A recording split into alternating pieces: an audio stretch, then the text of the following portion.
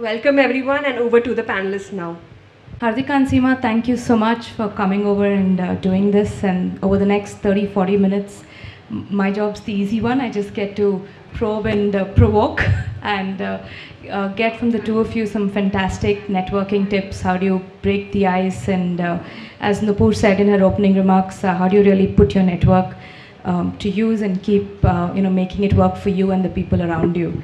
Seema, I'll begin with you and your own journey. Even as a banker, of course, there's a lot of selling to do. So did networking always come naturally to you? And many people say that. Do you think it's innate or it can be acquired? I mean, if I were to be super candid, like I've never thought of myself as a good networker. Like I feel I'm so poor at it that, and to that extent, I feel a lot of it is innate in a way. But I think there are very subtle aspects of networking. Many times you're actually building a network without actually knowing it, right? You're networking without networking. And at least for me, that's the most comfortable way of building a network. Because in my point of view, it's the one that also lasts longer. It's the one that also gives back to you in multiple other ways. So as a banker, like I've always worked very closely with startup founders in their most pivotal journeys of fundraising, ensuring that the money actually hits the bank so they can actually pay the payroll the next day. So that relationship that you build with those founders really lasts a long way. And even today, the first company in the digital and technology sector, which was still a very early stage at that time, nearly 8 years back, was a company called Apalia that I helped advise. And the founder, Vamshi, is now a partner in Kalari, but we go such a long way that even after 5 years, when you meet him, you know that bond is always there. So that's the way at least I've always looked at my networks. And now several founders that I have worked with are either part of Google or you meet them in different contexts, but whenever you meet them, there is a bond that has been built over that period that has been so pivotal, and that's the way I've always liked to build those networks, and I've looked at it in that manner.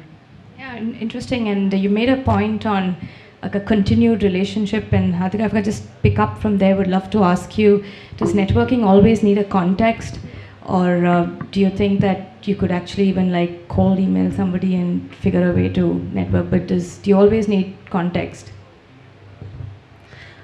I think that the very word networking puts us all off, right? We think of this as alien, it's something we're supposed to do, and you talked about innate versus learned.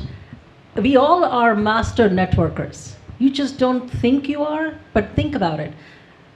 How many times have you joined a book club or a dance troupe, or met somebody on the bus and got talking, and all of a sudden you found things in common, right?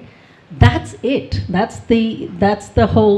is the context of networking. So if we take the word networking out and think of it as meeting interesting people along the journey of life, then all of a sudden we are more open to it. And once you're open to it, the opportunities and the potential may happen 5, 10, 15 years later, as it has with you. And if it doesn't, you met an interesting person. Yeah, no, you're absolutely right. And to the point Nupur made on just building and honing and putting your network to use, any tips and tricks from both of you on how you've maintained these relationships over the years? How do you keep finding what I call conversation liquidity, or enough context to keep being value additive? Yeah, I think it's a combination of a couple of things, right? Like if one is your pure social network, second is a combination of social and professional. And I think that's the more interesting part when we think about it in somewhat of a professional setting. Like where do you find the intersection of people where you're able to connect somewhat socially and you also have a professional link to that person? So, those networks from a professional standpoint tends to be the most interesting ones. I think for me, at least, it's very simple. I always, whenever I travel to any city, I look back spend a few minutes to say, who are the people that I need to meet? And even if it's been very long, even if there's no significant agenda, just reaching out to that person and setting up a meeting, if it's a coffee chat, and always trying to go out there and take those meetings. I think that always helps. And second, I think, again, like going out there versus like sitting in office and expecting people to come, I think that's a very different mindset. So my only thing is whenever you're going, traveling, and whenever you feel like, there is a time where, hey, like I've not met this person for a long time, just having the ability, the luxury of actually just reaching out and saying, hey, let's catch up quickly. I sometimes feel like it's okay to not overthink the agenda or what's the value addition, because that puts a lot of cognitive load, and that's the biggest barrier. Like, okay, what do I talk? Sometimes sort of just taking that away and having the confidence to say that you can carry forward a discussion, because yeah, there's so many things happening in the world and around you that there'll be some point of commonality, right? So lowering the cognitive load to the extent that you can, such that it becomes a very enjoyable experience versus something that is very burdensome. I think that's sort of the key one. And then everybody finds their comfort path in terms of what to take. Yeah. My approach to this over time that I feel is been really rewarding is to take the perspective of, one, being curious about the other person, genuinely curious, no agenda, like you said, no agenda. Just, I met this lovely lady, she's sitting right there, she's working with nanobots. Like, imagine that. I learned so much in 5 minutes in talking to her. So, no agenda, just being curious about the other individual. And the second is start with the perspective of what can I do for you? And if you start with what can I do for you and follow through, don't do it as lip service. Follow through. Think of a connection you could make. She's thinking of fundraising. Maybe I know somebody I could help her with. Make a connection. Maybe it goes somewhere. Maybe it doesn't. But you did your bit to make that network, that outreach for that person. And it's sort of it'll pay it forward in itself. Yeah, I think you made a valid point on not, both you're not going in with an agenda, and I think not having at least what I'd call a unidimensional approach. Different people could help you in different ways and mean different to you. You'll find people who could be your cheerleaders, people who could be, your endorsers, your evangelists, but I think everyone could potentially have a role and don't have a single context, and it's absolutely fine, like Seema said, to just go without an agenda and just reach out to people simply because you're in the same city, or you read something on a social media site about them, or just ping them randomly when someone else spoke about them, and just, like I say, create that conversational equity and find a way to be to add value and see if you could make that one more connection for them. And it doesn't have to be something always about finding their next customer or next employee or next investor. It could be something as simple as helping find a cameraman for this event. And I think that's probably more useful and critical to solve for. But that's, I think, the smallest ways and the biggest ways to network, really. I have to bring in, you spoke about social contexts and professional contexts, and would, especially being in large organizations like Google, how important is the internal networking piece and getting internal stakeholders on your side here? Yeah, I think, for me, that's been probably the biggest learning, like coming from, there are only 3 companies that I worked for in my life. I started with Oracle, just did that for 1 year. I was in Avendus Capital for over 8 years, and that was a very small firm. And so there was no concept of internal networking, because you're 30 bankers, you pretty much meet everybody every day. It's all about the external networks that you want to build and so on. And then when I moved to Google, that was like the big change, right? You're spending so much of time internally in the organization versus externally. And really the importance of what your internal network can go. I heard a lot of that buzzword initially. I couldn't quite appreciate what it meant, because I'm like, yeah, we're all in Google, what's the big deal? But I think that fact that, hey, I know this person in this team, and it's so surprising sometimes in Google that there are teams that are literally working side by side. You've got, say, the YouTube team and somebody in commerce working, but they've not spoken to each other. And many times we sitting in corp devs, because we've got a larger purview, we are making the connections between 2 product teams or 2 product managers, because even if they're in the same building, they've not had the opportunity to actually speak with each other, right? So it's interesting how siloed many times big companies are, and then making sure you are plugged into different stakeholders, because at least the nature of the job is always that you will need somebody's help at some point of time. And so, when you reach out to that person, for that person to be able to help you at that moment, you should have a past history that you've built with that person also, right? So I think it's a little bit of that. But it's a great place, right? I think whenever, my biggest sort of asset that I would take away from Google is really that network of 100,000 plus Googlers that you've built over those years. And as those people move, not just within Google, but even outside, that network continues, right? It's always the most challenging part in large organizations, stakeholder management. But personally, for me, it's been the most enriching and satisfying part, because when you make those conversations happen, which have not happened for whatever reason, that's when you build that value addition, right? So two people are now grateful that you've made that connection, and that results in some magic that happens, right? And for you to have been part of that magic is always very fulfilling, I find. So yeah. And Hartika, if I flip that over as a founder and a CEO, almost building this culture, what do you do actively? And there's so many founders in the room on that 0 to 1 journey, and also beginning to build logs. People are coming in all the time. And how do you really imbibe that culture of, the water cooler conversations, encouraging this culture of actively seeking out and building internal networks? Yeah, I want to give a little bit of stats here for a minute, because we are at WinP. And this is important because the conversation is about networking, right? That of the 100 unicorns in India, only 4 have female founders and 0 are solo female founders. Just hear that for a minute. That's how hard it is from an entrepreneurial journey to cut through various levels, layers, etc., right? Even if you had the best idea, it is going to come down to how you have honed that network, right? One of the things at Kinara, 50% of my management team is women. I'm one of very few companies where CFO, CEO, me and my CFO are women. Hard to find. In the global 500 universe, I think there are 2. So in that sense, while bringing women to the table and giving them a space that they can then step up and be leaders, one of the things that we also have this conversation, right? How should we connect?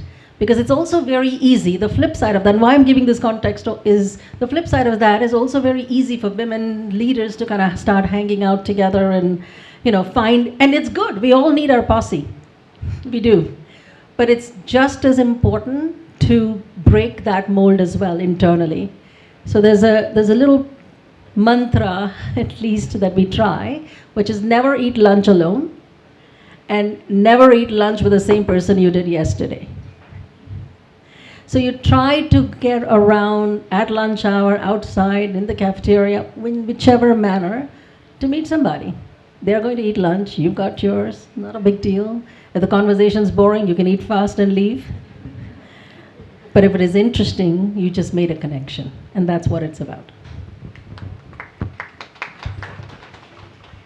And I just want to check with both of you, given your long journeys, have you faced any inherent biases as women? Do you think it's just fundamentally harder to go out there? Most people just want to come in, do their work. I know COVID's changed a lot of things, but ideally, Seema, at Google, for example, did you just want to get in, leave at whatever time, because you have obviously kids to take care of, 100 other responsibilities. We're all natural multitaskers, I understand, but have you always felt that I can't show up at that party or I can't attend this offsite because of commitments at home? Yeah, I feel like, one, I've just been fortunate to generally be in companies that are supportive in many ways.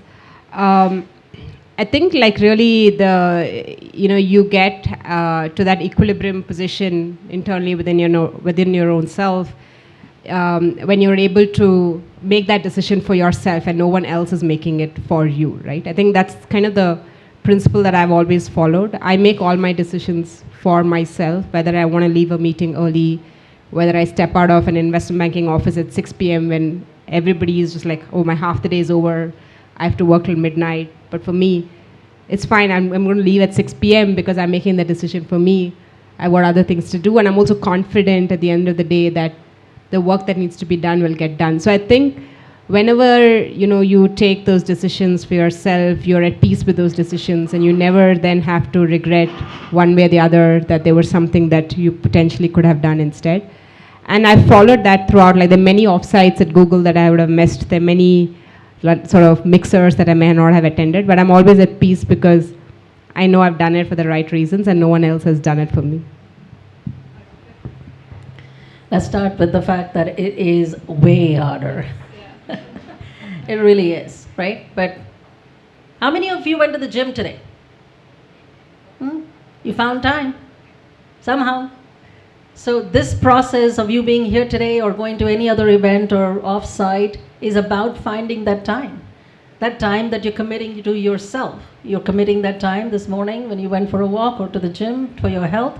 This is committing to your professional health, your professional growth, right? It's really about what we are already good at, juggling and prioritizing. It's not going to every event all the time, every late night, every weekend. It's finding the right time, the right places for you to go and making that commitment to go. So you gotta get out there, you gotta go.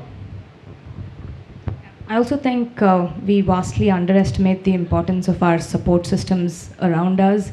And I think that this conversation is even more important when you're setting out in your entrepreneurial journey, or it's important to literally sit with your family and tell them that it's going to be 10x or 100x harder than showing up at a job.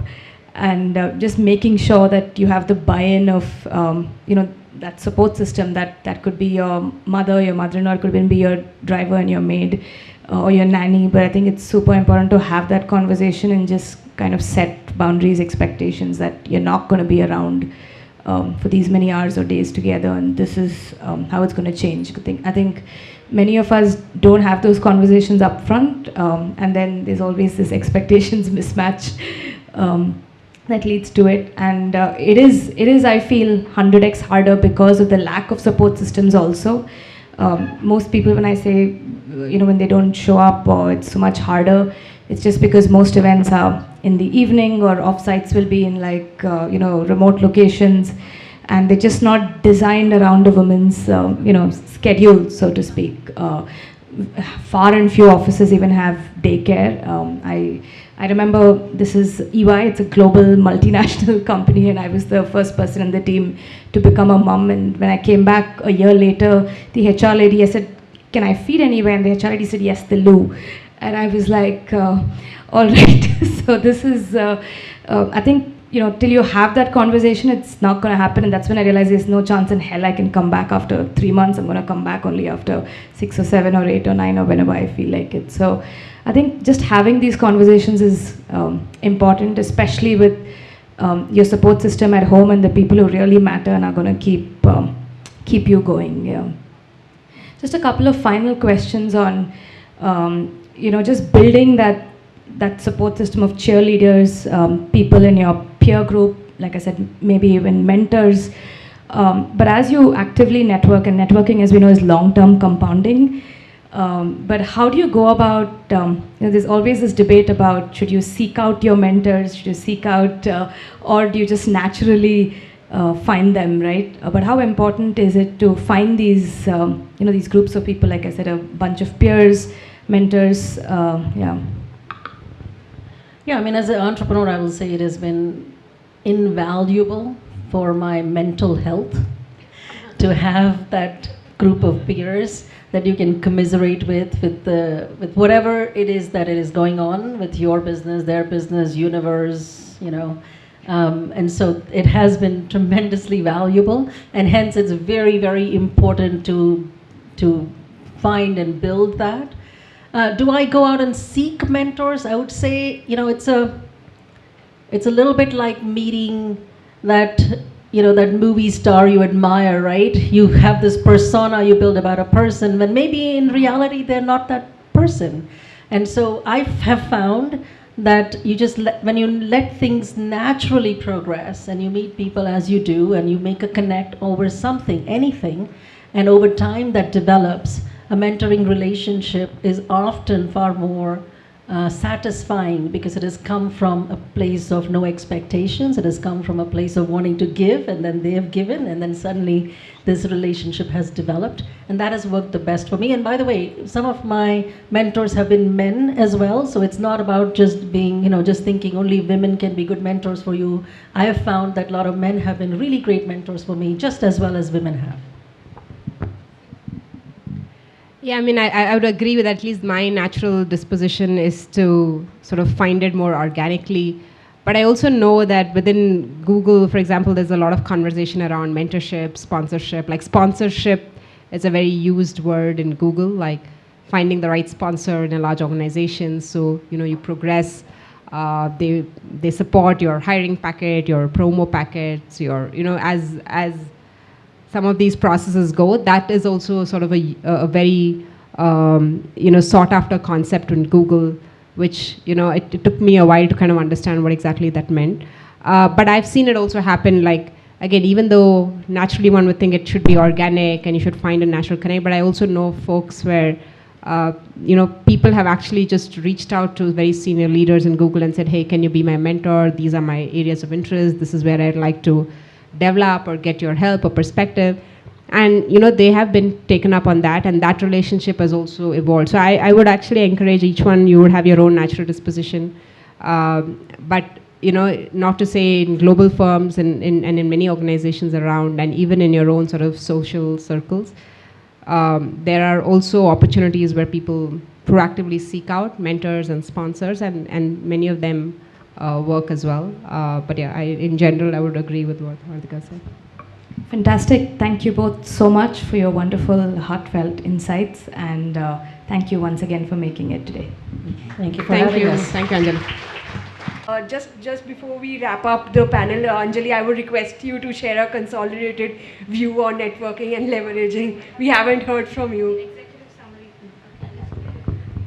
I'll do the exec summary. Someone made notes I can read from, or I need to recall? No, I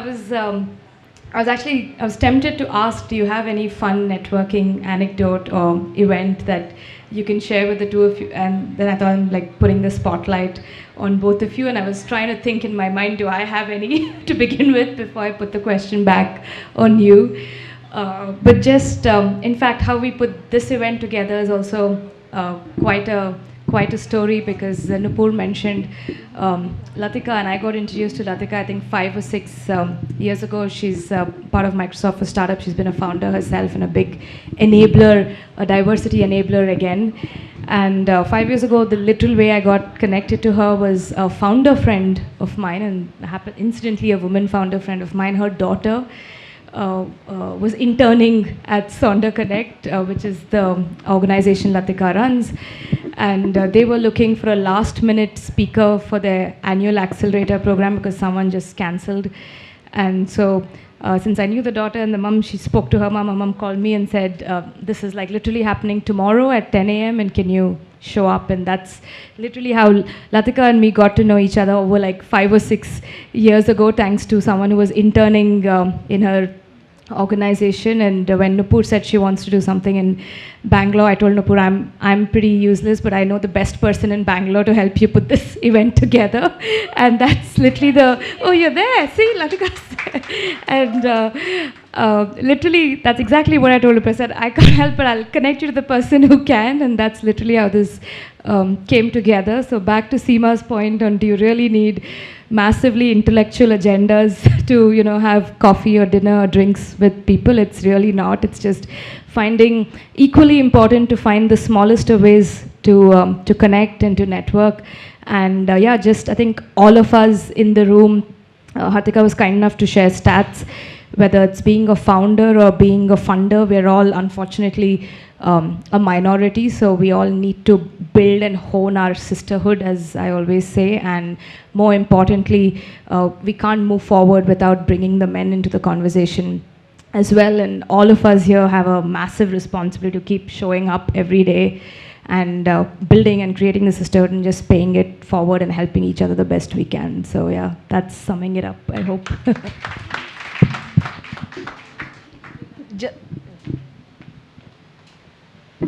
So Anjali, may I remind you of the occasion when we were scouting for a location and you took out the time I also and did you a live FaceTime, Yes. location recce for Nupur. For me, yes. And I had not met Latika or Anjali before that. I got introduced to them over email, and I think this is the power of the sisterhood.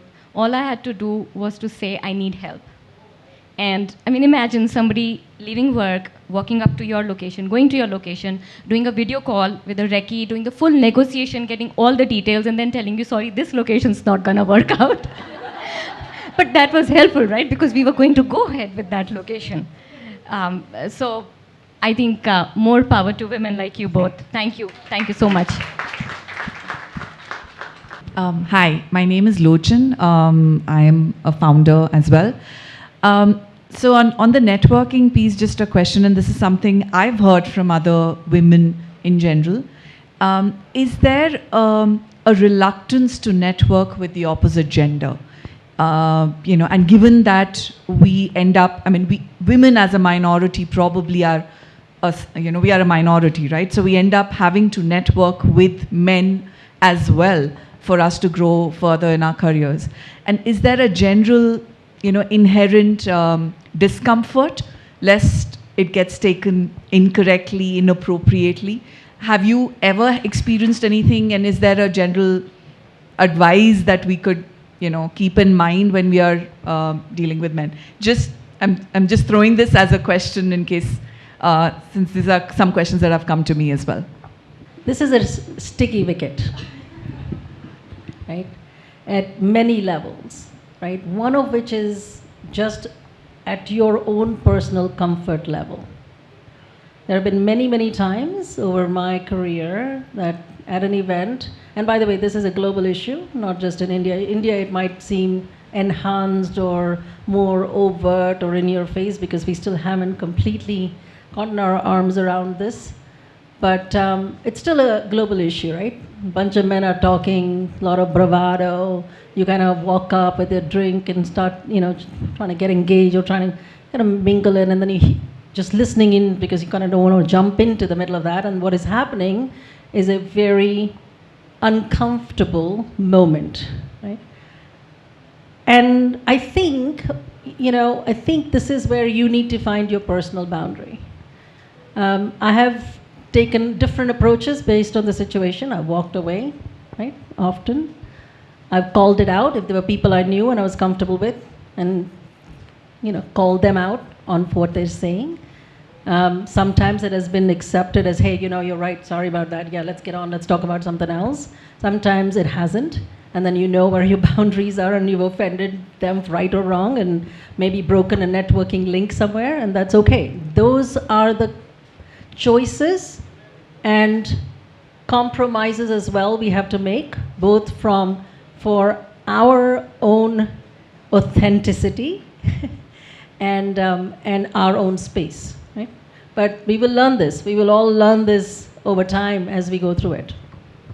I just want to add, because I think this is not spoken about often. It's important to speak about it. And my very personal thought process is that this cuts two ways in terms of personality. Of you can absolutely choose to be yourself and be very, like I said, authentic, and just say that if I'm super uncomfortable or someone just talked you down or just ignored that you were even in the room, then you just walk away and don't make those choices. Just walk away. But the unfortunate piece, which is the piece that frustrates me a lot, is and this is so true for VC especially. It's such a perception-led business, like I always say. That there is a price to pay for being truly authentic and being truly vulnerable, right? You get labeled, and more often than not, you'll get called arrogant and or aggressive, or she speaks her mind, or she's like like a straight talker, and so you get labeled like fairly easily. But you need to be comfortable with that. So either you just take this decision that I'm just gonna be myself. If I laugh aloud or if I'm very expressive, that's just who I am. And if a couple of men in the room say you're supposed to be super stoic because you're a partner at a VC firm, I'm like, no, I'm sorry, if like I really want to giggle on a Zoom call, I will, right? So I think those are choices you need to make. But having said that, it's easier said than done, and there is labeling that happens. There are prices that you pay for being authentic and even vulnerable in many situations. And I always joke that, especially in the VC business, it's always sunshine. Like any investor you meet, and all the women VCs in the room are laughing because when we do our catch up, it's always like every portfolio is like rocking it. It's like amazing. Like everyone's raising money and everyone's doing fantastic. And I'm like, are you serious? You never have a bad day, like ever? But that's what I mean by like being authentic versus being real. But we have to live with it. Listen, whether we like it or not, we are the minority. Whether you're working with a large org like Google, or whether you're like founding your own company or in like a small VC firm, in every situation you are the minority, whether we like it or not, right? Just 11% of urban women work in this country. That's like a shocking stat. Like even just simple things like the apartment that you live in, like how many of the women in the apartment are really working, in the parent child kids WhatsApp group, how many of them, like all the WhatsApp messages are like, hey mums. And I'm one of those women who's put my husband and then I exited because I was like, I've done this for 5 years, next 5 years is like your turn. So my son's 3rd grade, so I said, now it's your turn. And he's like, there are also dads in this group, but I think it's kind of these biases are so like deep rooted in the fact that we're so few of us at the workplace. I think it's just important to keep showing up. That's where peer groups help. If you speak to more and more women, you'll realize that most of us, like Hartika said, have faced an issue being uncomfortable or being like faced bias. It's just that for me personally, it's taken a long time to come out and be able to confidently say that I've faced biases at the highest levels in very large organizations. But it took me also a very long time to be able to say that. And you can understand why, because more often than not, you're the only woman in the room.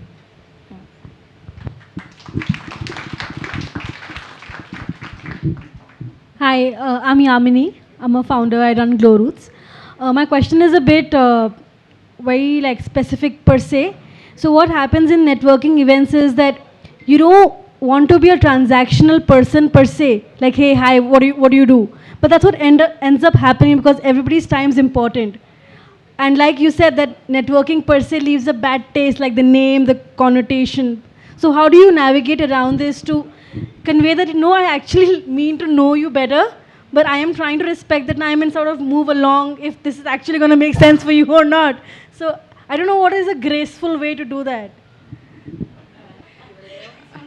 I'm just going to try and rephrase the question. So you want to be graceful and nice, but also to the point and be respectful of the other person's time or your time. The reason I like cut to the chase is because I think time's important, but that comes out as like, buddy, matlab hai ki nahi. So that's not the point. But so is it in my head that it sounds like that, or is there another way to deal with it? Because otherwise, time that's all right.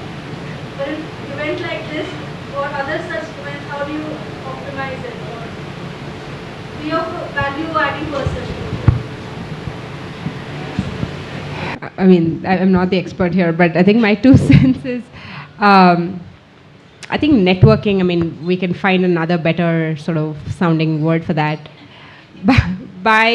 It should be at your leisure in a way, right? Like we're not doing the speed dating. We're not like trying to evaluate a company and like, give me your elevator pitch because I need to go to the next one. It's not that, right? Like this is a moment and a time when you're supposed to wind down, you're supposed to let loose, you're supposed to be more authentic.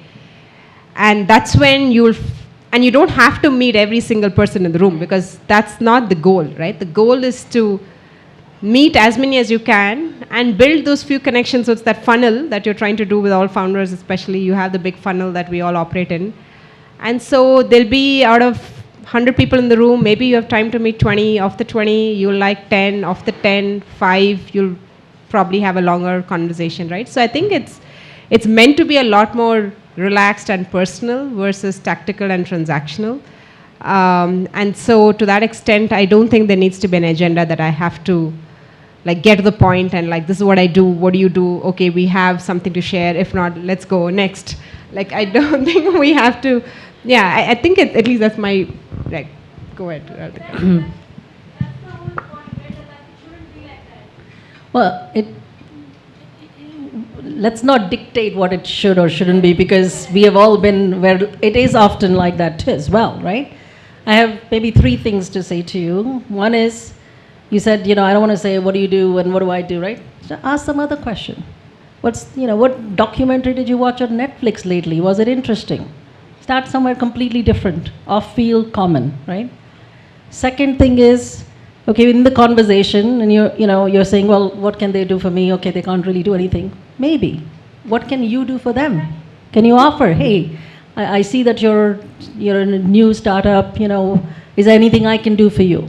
Maybe they say something, maybe they don't, maybe the conversation goes somewhere. Third thing, all else fails. Empty glass, I need to go get a drink. Hi, my name is Ashika. I loved how I think you put networking as meeting interesting people on the journey of life, because otherwise it really feels like something you're not sure you want to be that person, you want to operate in that way. So that was a really beautiful way of, I think, looking at it. Thank you. I think in the interest of being a little vulnerable here, I feel this imposter syndrome, right? I don't know how real it is for all of you, but I was having this conversation with my co-founder, who's also a woman today, and we were talking, she's the tech co-founder, she's the quiet person, I'm the more extroverted seeming person, but we were talking about what a massive imposter complex I actually have. And I don't know if you guys have, I don't know if it's a little off context, but if it's, I think it's something that's quite common. Go a little deeper. How so? Why do you feel you have it? That vulnerable, okay. This is what we couldn't really figure out, because I feel like I've got all of these check-offs in my accomplishments professionally and personally and stuff. But there's a huge thing of confidence. I don't think I have the answer to it. It's where there's a gap somewhere. And she was like, I think you should really work on this, because from the outside, nobody would imagine it. But she's like, I can see you have gaps in your internal sense of confidence. And it's very vulnerable, but it's a very real thing. It's a very real thing for women far more than guys. It's the absolute opposite for guys a lot of the time, right? They've done jack shit, but they talk about it like they've ruled the world. Right?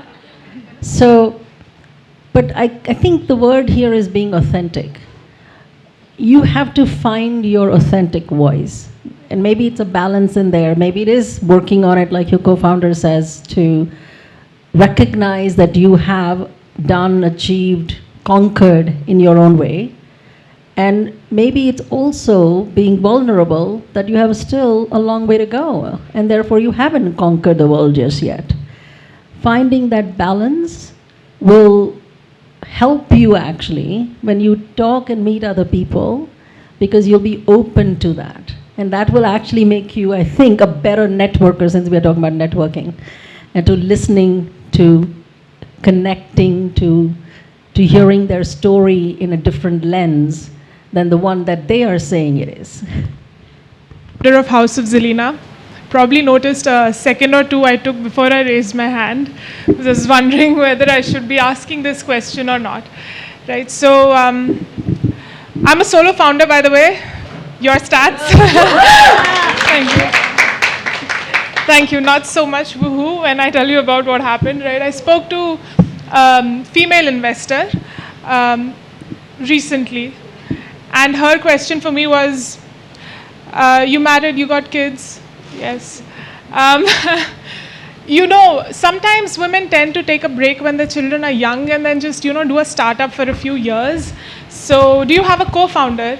And I said, no, not right now. I'm speaking to some people, and we're bootstrapped right now. So when we raise, we'll have a good industry veteran who's shown some interest. So she says, okay, once you get your co-founder on board, let's talk. So I don't know how to navigate such a scenario, honestly. And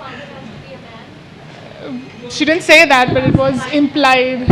It was implied. I mean, kid's question. Absolutely. The dream. The dream.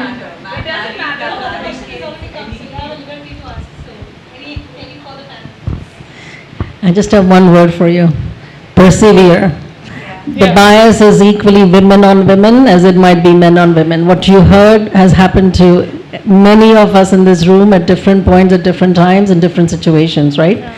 You believe in what you're doing in, you got to believe when nobody else does.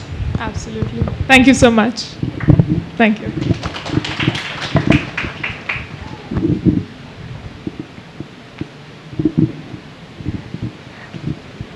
So thank you so much, Anjali, Hardika, and Seema.